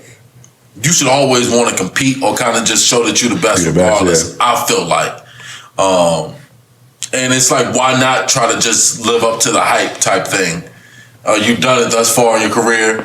I feel like he was thinking about the negatives that come with it more so than the positives that could have came with it. And like I said, they probably do outweigh it. The negatives probably do outweigh the positives, but it's like, fuck it, you LeBron. Like, just think if he did it and lost. Like that's a blow. But how to your career because you're LeBron. But what is the expectancy for you to win is out of this world. You gotta win this. But then if you put LeBron in there against a Zion and a Zach LaVine or Anthony Edwards, then it's like I'm talking about I think it has zero impact. Right. On losing 6 championships is still going to be the talk. Nobody's going to change thinking about the dunk contest. Should ask Aaron Gordon. I was never that great of a player. I don't even know that he lost. I remember that he lost both times. It stands out zero to me. Made a rap song about it. There's no impact to losing the dunk contest. And if you're LeBron, it's not like we're getting like computer scores that are actually grading how good the dunk is. If you're LeBron, you're going to win. They're going to give you 10s every time. All right, but so another angle that I thought about it though is like, did LeBron ruin the dunk contest or did Steph Curry ruin it? LeBron. I think it's more so LeBron. I don't think either one, but Steph Curry as well too. I think he's just kind set of the new precedent, culture but it doesn't matter. Like just a shooting that he's displayed or encouraged in basketball. It's like nobody really cares about dunking like that. That's not Blake true. Griffin hasn't dunked in like 2 years. Yeah, that was wild. That's fucking wild. he's older. He's only 32.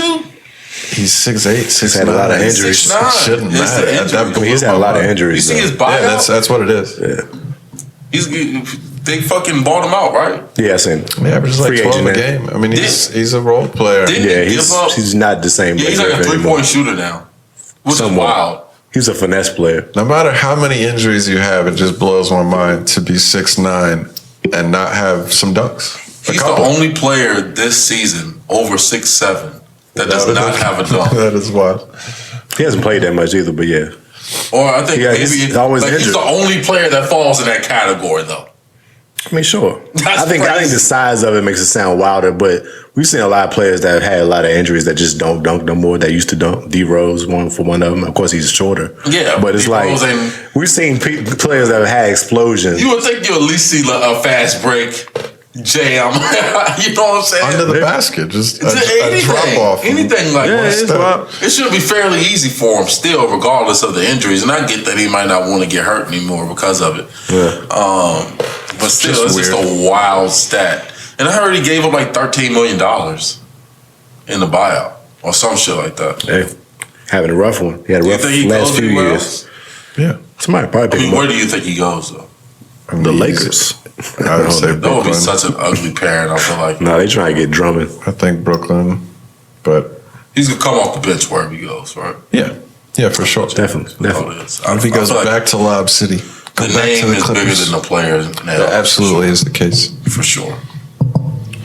What else? JJ Watt, man, signed a new deal. Was it 2 years, $31 million with the Arizona Cardinals? Big money. Got Did anybody paid. see that coming? Got paid. Nah, Not necessarily. I didn't, but it makes a lot of sense after it happened. From what I've heard, there was something like fourth in pressures or something like the quarterback pressures. They apparently had a really solid pass rush anyway. So adding to that seems to make sense, and of course, it makes sense for him to make $15 million a year. Yeah, that's what 23 guaranteed. That's what really got me is just the fact that he got so much money. I'm thinking that JJ Watt at this juncture of his career probably could only demand maybe I was thinking 8 2 million. years. That's exactly what I was $8 going to say. million per year. 2 at the years, most. 16. Right, 16. Yeah. He doubled that. He obviously wanted a bag. That's right. He wasn't going to, and I respect not going to a I think team it was funny. that's like I think I seen a the Super meme Bowl contender. with like a caption with JJ saying, "I want to go somewhere I can win a championship," and then had Larry Fitzgerald, "Why'd you come here?" Yeah, I see that too. yeah, I saw that. I think it made sense. The Hopkins thing, the little connection, and I think Arizona's a solid team. I mean, it's not like they're trash. He kind of in the same boat. Well, I think that's Houston? Nah, not to Houston. Houston to the Cardinals. I don't think. I don't think so. What's the difference? I He got Kyler Murray and D Hop.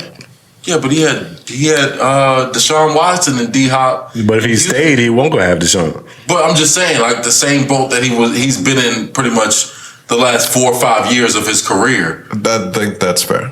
Because Yeah, they you were can say a that. mediocre-ish kind of team. They made the playoffs every year, but they They were seen got as bumped out the first round. but they were seen as a threatening team that, looking back, continually underachieved. Yeah. I think the upside was there, and I think the upside is still there with Arizona as well. It may not ever come to fruition. They may underperform as well, but I think what most likely happened is I would assume that you're talking about $10 million a year or something like that from the real top contenders is what he was getting. Probably. And then you go to Arizona and they're giving 16, and it's like, I mean, they're still a playoff team. Right. Maybe we can make a push. Maybe this defense will be special with the addition.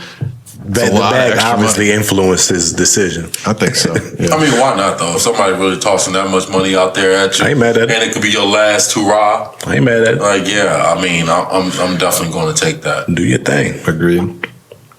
I'm definitely taking that. But like I said, I'm just surprised that anybody would pay that much for J.J. Watt. He hasn't had more than 8 sacks in like 3 years, in like the past 3 seasons, Hey, or some shit like that. it happened. Hey, I guess it's more money out there on the cap or the salary cap than people anticipated. Right. It has Maybe. to be. It has to be, and when you're not paying a quarterback top dollar, I guess you can kind of That is true, spread too. out the money. So Yeah, it works. Whatever pretty much. works. Big Ben took a pay cut. I knew $5 that. million. I figured that would happen. I think I said that in the group. Yeah, I thought that was the general consensus. Because he was already under contract, so for them to go and reconstruct, he had to be taking less. Yeah, but you generally don't see somebody actually like take less money. Normally, what they'll do is just like restructure it into a signing bonus or something like that. And then, like, okay, I'll give it to you up front, and that way it don't hit us on the cap. Blah, blah, blah. But it I makes sense for Ben's situation. Right. That's what I was going to say. He's so close to being done, like his career being Yeah. done. He holding on I by a think string. the idea of having to go find another team in free agency and just the baggage that comes with all that, or take $5 million less, still make $14 million, and Right, stay to where stay you've been your whole right. life with your family already set there and stuff, just Yeah. makes sense. Yeah, I don't think the option was to go somewhere else for Ben. It's just like either we can Retire. work something out or I retire type shit. Yeah. Nor do I think the Steelers had that option because they ain't had nobody ready to replace him. Right. I mean, both sides really. Haskins, yeah. Haskins, but yeah, Ben he didn't really have a choice but to take a pay cut because it's Right. like either you do this or you retire. And if he wanted to play another year, then it is what it is. The only thing that's like I think it's probably hurt Ben on taking a pay cut is just that he hasn't really been able. He's made a lot of money on the field in football. You know, like not compared to the contracts that signed today, but Ben's made like $250,000, $250,000 over the course of his career on the field, but not much money off the field. I wonder why. We know why. I That wonder is why. alleged things that happen in the Justice. bathroom. But that's the thing that you may be surprised about why he took a pay cut, and it's just I guess it's only $5 million, but still $5 million when you're about to retire seems like I'm sure he's not Could hurting be a good- for nothing. I doubt it. I seriously doubt that he's hurt for That's what I'm saying. If he is, then he's stupid. Right. You did something. And A whole locally, long ass career, you ain't got no money? in Pittsburgh, I'm sure he can generate a lot of off the field money, but it's That's just what I not was going to be a thinking. lot of like global type shit. Like you ain't gonna Right. see Big Ben on a lot of TV shows or no radio shows and shit like that, Right. or selling Gatorade and Yeah, he's missed that point of being able to do that.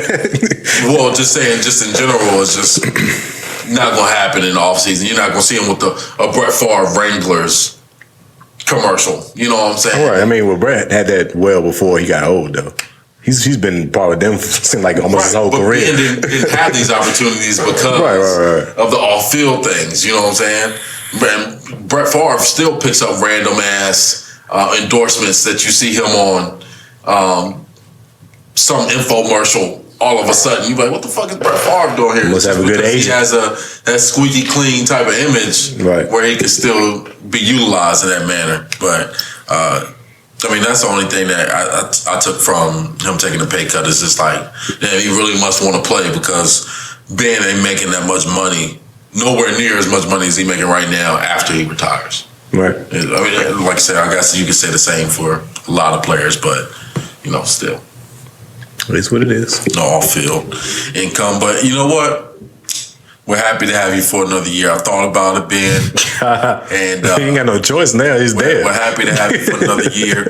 Hopefully, we can change up the offense, get you a run game, and not have you throw the ball as much, and we'll possibly be a little more successful that way. I hope y'all struggle like we did this year. Carl right now is the dude that was gonna break up with a girl, but found out she was pregnant afterwards. Yeah. So just That's happened. Might as well lock it up. Trying to convince himself That's that happened to me. we're gonna be all right. It's actually happened to me twice, but one time the girl was lying. Oh. So What else do we got? So, word. Apparently, got you one believe more. that you only need one arm to play basketball. okay, so let's set this up. The video that is out there, it's a viral video actually, because I seen it somewhere else. Yeah, I think It's his name of one-handed Emmanuel one Hansel. arm. I think his name is Hansel? Emmanuel Hansel. I think his Is name. that his last I think name? it's Get out of right. here. That's Yeah. not his last That's name. unfortunate. Life is ironic as a motherfucker. Right. Life is unfortunate. I think it's like Spanish too. I don't know if that has anything to do with anything, but yeah. I'm just saying. Okay. Just throwing that out But, there. I looked at his page. Look at this shit. Oh, it does have something to do with it because hand in Spanish is mano or mano. It would be mano, but I'm trying to make the connection. Manual. Oh, wow. There it is. It's like how you hand, put that hand. You together. can never drive a stick. So Or Anyway. a car. But anyway, so this He's a guy, baller. Let's put that out there. He's a baller. He's a high school basketball player with one arm, Yeah. pretty cool. and A lot of highlights. he's athletic. He can clearly shoot the ball enough. He has the fundamentals. Because what I always tell you, what Coach Word always say, you can't have fun without the mentals. So he has the fundamentals. Right, Carl. he has those down clearly. You got it. I mean, of course, I'm not saying Tall it's to dude. his advantage that he only has one arm, but he clearly knows how to play that way. And you act like he wouldn't give you buckets. Sure, against bro. high school kids. Sure. He would give. He looked like he was like a 2 feet taller than everybody on the court. But yeah. Right, that's his advantage. He would give you buckets. That's all I'm saying. All I'm Yeah, saying, but- maybe he might get buckets to me if it's at a 5-on-5 situation that he can get free. But if it's 1-on-1 and I know that he can only go to one side, he's not getting to his right. This is not going to happen. My man was a high riser, bro. He about to dunk. I understand, but you got to get a lane to get the high rise. And to me, I really think you only to get a shot up. You really only need somebody can know which hand that you going to Exactly. and not stop it. But it's different when you know he only has one option. Yeah, no doubt. But If he pulls up in my face, I'm getting a piece of that ball. not necessarily. He's only holding it with one hand. Bro, it's certain people, it's like, I know he gonna turn around and do a fadeaway, and I cannot stop the shit. Maybe a fadeaway, he can get that shit off, but he's not pulling up in my face and getting that shot off with one It's hand. hard to imagine not being able to just sit on one hand and get That's a what I'm stop. saying. But So- I will say that when certain people, that if you have a disability like that, you have it your whole life, and it becomes like you become so creative, Right. and different with how you get stuff off. Which he was. He has some handles. He probably would give me buckets, man. I can't play anymore. But all I'm saying, you can't cross over. You can't cross me over. He had to do with an in and out. That's all he got. All he has is in and outs. You can't cross over to another hand. It's a crossover. You got to But my thing I think sometimes when you have you ever played with somebody, played ball with somebody that has a little bit of a disability, and you kind I of, almost made a really bad joke. I've had this situation before, and sometimes people play to the handicapped person's benefit. If I Yeah, know being that nice. you can't cross over to another hand, there's no way I'm letting you go to your strong side. It's just, you can't let that happen. Right, not a real Even game. because I was seeing his highlights and he was like faking people going to the left. You know he's not going to the left. It's like, you know he's not. As many fakes as he can do, as many fakes to the left as he wants to. He's not going. He's going to come back to the right every time. Technically, he can go left. He just can't dribble. And even then, even if he That is does true, decide to go left, I know I got a good attempt to block this layup or whatever he about to do because he has to go to his hand is on my side. But I'm sure he's developed some techniques over Sure, time to help. sure. And I'm not saying he's going to be an NBA player. That's what I said. Do you think an NBA team would draft him? If he, No matter how great of a baller he is, it's not Probably happening. not. It's not like football Probably where they not. draft Shaquem, whatever his name was, that plays defense, that doesn't need to catch the ball. you can tackle with one. Exactly. But MVP showed you only need in the NBA, you're going to need both your hands, bro. NBA is kind of the last one. They need to do it. They need to have one. They've had a one-handed surprise baseball me. player and Yeah. a one-handed I wonder football if I heard player. him getting like hitting the nub. That shit Can't. gotta, They probably They don't. can't. I mean, you ever hit your elbow or so? That shit hurts. Yeah, elbow. I think Like, it's the you got a elbow, funny then. bone or I something. just felt like hitting the bone just straight up. Like that shit got. I mean, hitting any bone's probably gonna hurt. You hit it hard enough. Just right on the fucking tip though. How many times have you ever? You know that shit gotta hurt like a motherfucker. Yeah. This is wild. Maybe you get fouled. Just You get saying. fouled by the nub. Or if you fall, No head checking. No you head can checking. catch yourself. The only thing you gonna catch yourself is on the nut. That shit gotta hurt, bro. He probably an excellent defensive player. I see him get a lot of blocks. He'd be good at that. Now you can play defense. Yeah, that without don't one make much hand. sense to me neither. As far as a shot blocker, You need two hands. because he's long. sometimes for that. Because he's long. I don't You know. need two hands to be able to cross me over. That's what you need two hands for. And now, like I said, I know plenty of ballers that has a dominant hand, and you know that they not going left. That may be true, I'm but not the going left, option bro. is still there, though. That's Most of the the thing. time- That's the thing. Most of the time, I go left very seldom. Like most of the time, I'm not going left. I'm gonna go right, and it's just like you can't stop the shit. And I would consider you a baller I'm not, but I just can because get you buckets. just go right. But I can get buckets on anybody. Sure. That's how it goes. I like to see you play me with your hand tied behind your back and see how far you get. I will. No, you're not. We're gonna set this up. I will put my hand in my pocket. We're gonna set this up. You're not, because And I then will win. that ability to cross over, you're like, oh, you're going to forget. I won't even use Nah. my other hand to shoot. Oh, good, because it's in your pocket. Yeah, I'm shooting one hand. We're gonna set Yeah, I this mean, up. that's how it works The if you're entire not supposed to time, use your other hand. All right, let's put this thing to. You got the camera. Set the shit up. We gonna set it You up. can set it up, baby. We can make this happen. Set the shit up, and then you can just take out little clips of me scoring on you and shit. Oh, I'm going to just show the clips of you scoring. You're not If gonna you score. You're not gonna score. The Oh, clip. all right. You're not gonna score. The clip of him I'm scoring. the editor. I'm going to be the editor here. We all know what's really about to happen. The one clip of Carl's point. Right. It's going down, but it's okay. We got time for like one more baby topic. Shout out to fucking Franklin, bro. Franklin, man, I don't know if it's a shout out because he's savage now. You got to catch up, bro. Yeah, I mean, I ain't watched the new episode yet of Snowfall. Oh, both of y'all need to catch up. I want to binge, man. I'm gonna wait, give it a little time. We'll catch up. We gotta talk about it, though. It opened up super hard. It ain't no rush. I told y'all to set up a chat. Y'all chat it up.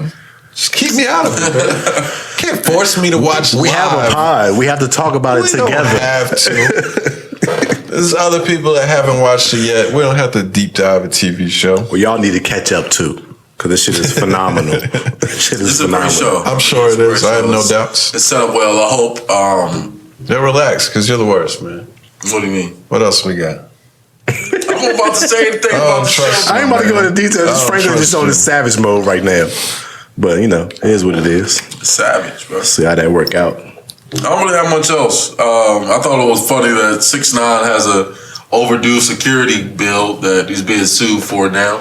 Shit, I thought it was funny to see that he's supposedly at DM'd Old Town Road. Lil Nas. Yeah. I don't know if that's They say it was true or not. fake, but There's no that is a troll meeting a troll, though. I mean, it is. there's But some I real was looking at it like, possibility there Tekashi, you're missing a grand opportunity right here to go with to it. get away from the street shit. Just say you gay. Oh, Just be gay. You already wear rainbow shit. Hook up with Lil Nas, make a hit. Out of here.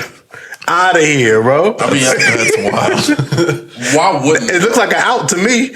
Honestly, why wouldn't? That's what I'm saying. The street shit ain't gonna last too much I'm longer. not Do gonna put anything on- else for fame. I'm not gonna put an answer But on he draw the pod. line at gay shit though. He draw the line at gay shit, even though he's the rainbow hair rapper. I'm not gonna put an answer to this on the pod, but we can have this discussion I mean, later. as on Tekashi though, why. it's like I've done fuck shit like just my whole career. Why wouldn't I portray something else that I'm not as well to make money? With the level troll as Lil Nas is. That's all he do is troll. I don't see why not. Seem like it why, would work. Why he wouldn't do it? That's what I'm saying. You know, it's just Tekashi. But you wouldn't. Of course, I wouldn't. He missing his blessings out here. Yeah, he missing his blessings. Oh, wild right but now. I think that's like. Is it wild? It is very wild. You on the brink of death from all the hoods in America right now, but you don't. You see what he did recently? I told you, I think he's still is down. I don't think he appreciates his life. I think he knows if Oh, yeah, he he's dies, crying on the inside. it will be what it is. It is what it is. I really don't think he's concerned about that. No, I think he's scared shitless for real. But I'm sure he's scared, like on keep an initial portraying it. level, Right, but right. he's not going to stop. I think his plan is to do this until it ends. Till he gets caught. He can't stop because this is how he generates money. Like that's why he's wearing the King Von shirt. He's trying to drop like. That's what I'm saying. This is his only way. It's like, yo, you had another out right there. It's a layup. Take it. He should be trying to find another artist that is not very high on the Just think how moral realm and just use them as. Just think how wild Back artists would somebody. look going back and forth with the gay street rapper though. That would be wild. It would, I mean, I am a little bit surprised that he didn't play into it just because he could make it hilarious. Yeah, you could have played and with it stuff, a little bit, but no he- pun intended. It's crossed over at that point. If he does it, he can't Right. come back to starting beefs with people. Yeah, But it's whatever. I heard he was Lil Nas' ex though. I think you could do better than that. I think you could do better than that. Boo from the crowd. Oh, that was off the Get top. him out of here. You can't criticize him, man. That was a fresh one. A fresh one. This guy. Anything else?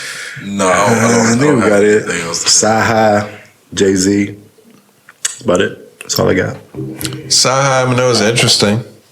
I don't think it doesn't mean anything to me. I don't really care about the who each person is signed to type stuff. But I thought that was wild because we've seen him with good music his whole career, and he's never been signed to him. I thought he was signing good music. Yeah, you would He think so. clearly was a part of good music. Affiliated. Whether or not he was signed on the dotted line, he is one of the names that was good music. Facts. But that was interesting that he was not signed to them. And It's almost like the 2 Chainz brother, thing. they said. Yeah. Akon's brother that had He was him signed under directly contract. to Def Jam through Boo. I like Sci-Hi. I don't understand him very much. I just don't seems understand like- how he could be so talented and so fine with not putting music out. When you do all these records for these huge artists and they're successful, they only gonna see you in this light. I think he said a line where he said like, when they don't want to see me be a big artist because then who they gonna get to help him? Is the line that he said. I thought that was kind of like, oh, okay. Yeah, look, I told you, I'm a big Sci-Hi fan. I like pretty much everything that he has put out. Yeah. What I listened to this past week on the couple of things that I saw him on, to me it sounds more like just BS excuses as to. I think he's been in tough, deal situations or whatever. He seemed to make that part clear. But like saying, my taste and my creativity and the people I work with, like it's not cheap. You can't just throw together a quick song and put Travis and these people on. Understandable. Just put out your own music then. Put out a song by yourself. Put out your own stuff. Hiding behind the creative thing of what I want to put out is too expensive or too much time to get done. It's difficult, whatever. I don't know. That didn't make much sense to me. Well, you need bread to do things on a high level. You want to do them, so I understand that. The thing I took away, I liked what he talked about, the clip that you shared about like ghostwriting and stuff like that, and how he looked at it like, people got to get out of the ignorant mindset that music is not a like collaborative effort, or that there are multiple hands that go into a pile when you're making hit records or really high quality music. Everybody has a role and stuff like that, and we got to stop trying to diminish artists for not writing the entire song when we don't diminish any other artists for not, like any other genre for not doing the same thing. I've heard that argument before. Right. I mean, that's what I took from it was like the most impactful, because if somebody like Drake said it just goes back to, I guess, the original statement about how just people hate other people for no reason, just because they're at the top. Because somebody like Drake said it, they'll be like, "Oh, he's not a real, artist or a real rapper because somebody else is helping him write and stuff." I think he spoke on that when he was talking about how these type of artists that you work with, like Kanye, Drake, Travis Scott, they're so big that, of course, they have a big machine behind them to make sure everything they put out is perfect. Like they can't have nothing that's not top tier would be put out. So it's gonna be a lot of people involved with it to make sure that it's that level every time they put something out. Right. Well, it shouldn't be incriminating to take ideas and. I think those are two completely different conversations. I agree with you 100% on one piece of the conversation and think you're completely wrong on the other. Talking about making great songs, I agree with what he said and what you're saying. Like, it doesn't take away that multiple people helped make this song. Talking about like greatest MC rapper, which is a conversation that is fun to have within hip hop. Right. That's a different conversation when you're talking about who is writing the rhymes and coming up with these metaphors and slick ways of working the words. We gotta talk about. It's not like when you're doing these things. It's not like, you know, Drake or any other artist will be Lil Bow Wow in a situation where somebody's writing every single one of their raps and shit. Like, no, we're just thinking of ideas for like conceptual things as far as the song and hooks and stuff like that. But Drake is writing, I would assume, 100% of his verses. Right. But we've had this conversation before. I think you're right. I'm just saying, you threw it out there like, oh, when Drake said it, people are just giving him shit. And I'm like, they're giving him shit on the basis of the claim at the time was a ghostwriter writing his raps. The reference tracks. You can debate that part of it or whatever, but there is a difference between looking at like making songs and who is the greatest at writing raps, which is usually what the conversation is when people are like hardcore against having a collaborative effort. That's all. I get it. I think it's a different thing when we talk about people like Kanye and Travis, though, when we don't look at them as barred up rappers. 100%. We know majority of their music is a collaborative effort things. So I get it there. Maybe Drake probably gets it more because he teeters that line of being the greatest MC and he makes pop songs and singing R&B songs and shit. Right. So it's like, it's a different balance with Drake because he's so spread out with the music that he makes. But if somebody was writing Drake's raps, it's like, all right, what we doing? But if somebody gives him a flow to go off of, and then he writes his raps to that flow, or gives him a thought for a hook to do, that's different. It's just making music. It's like, shit, we needed a fucking trumpet player in the band. I don't play the trumpet, you know what I'm saying? Right. I gotta get somebody to do the shit. I can't. Nobody really wants to sit there and listen to a one-man band. Right. You know what I'm saying? I need a percussionist. I need somebody on bass. You know what I'm saying? Like, I need all of these things to make, you know, or to have the song, to symphony, whatever the fuck it is. Like, to put the shit together, we need people coming from multiple places with multiple ideas and different instruments and different talents to make it a good product. If you're trying to make that tier of music. Right. I think it is a world of the artist he was talking about where it's just the rapper and the engineer and the producer. Because people like that too. People like the grittiness and the unpolishedness of that type of music and people on that level. But once you get on the Drake, Kanye, Travis Scott level, everything has to be polished. At a certain point, after you do that, but it's like at a certain point, you got to level up. You know what I'm saying? You got to keep going up. And that's just how you do it. You make connections with different people and things like that. So, hey, I have nothing against it. I thought that was the most educational piece from that interview. True indeed. Yeah. No doubt. Well, we're out of time, so good week this week. Yeah. Appreciate you guys watching us on the YouTube. Yes, indeed. We will be back in just a moment with these samples if you're listening. And if you're watching, we'll be back next week. Peace. Deuces.